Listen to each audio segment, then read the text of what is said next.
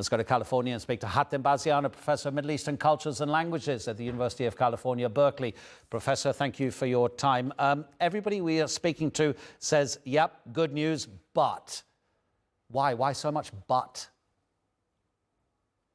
Well, if the past is indicating anything for the present and the future, I do expect Netanyahu and his right-wing government to scuttle the next stages of any type of agreement. And this is the agreement is imperfect, but I don't expect the Israeli government with Netanyahu to actually carry forth beyond the phase one and maybe at the beginning of phase two. That's my expectation, because at the end of the day, Netanyahu is still hoping to stay in the prime minister's seat. And this staying in the prime minister's seat is contingent on continuing alliance with his extreme right, Ben-Gvir, Smotrich, and others.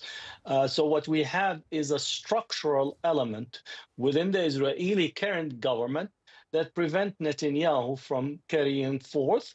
Also, as long as he's serving in his prime minister's seat, he will continue to push his legal troubles of corruptions and appearing in front of the court for the foreseeable future. So that's on the Israeli side in terms of what is there.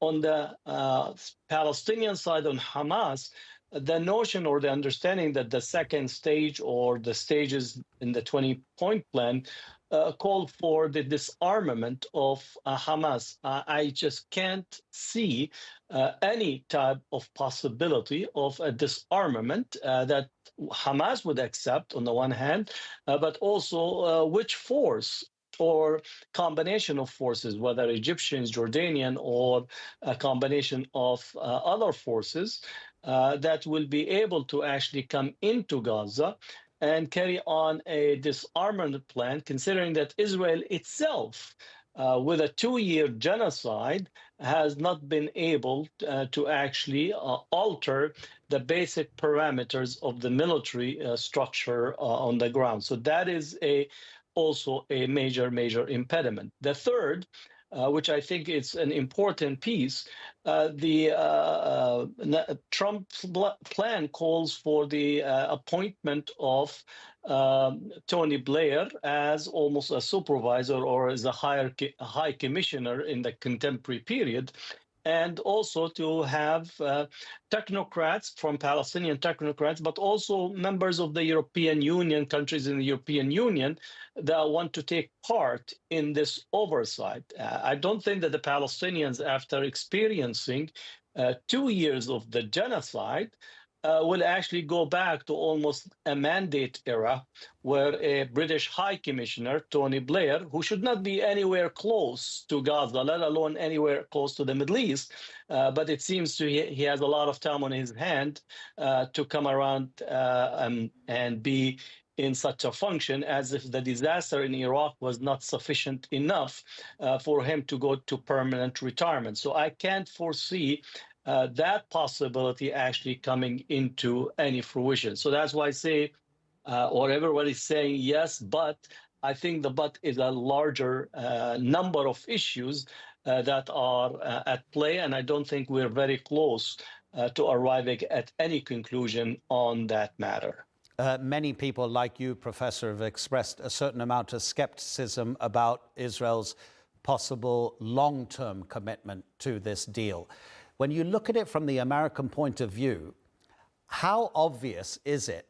It may not be, but how obvious might it be that Donald Trump is so firmly on the side of Israel in terms of pushing everything that Israel wants out of the peace agreement rather than the Palestinian side? And I'll again come back to something that I've repeated endlessly since President Trump came back to the White House, his reluctance to use the word Palestinian, Palestine, or Gaza. In his statement that he mentions on social media confirming the peace deal, he talks about Arabs, Muslims, Qatar, Egypt, Turkey, Israel, never Gaza, never Palestine, never Palestinians.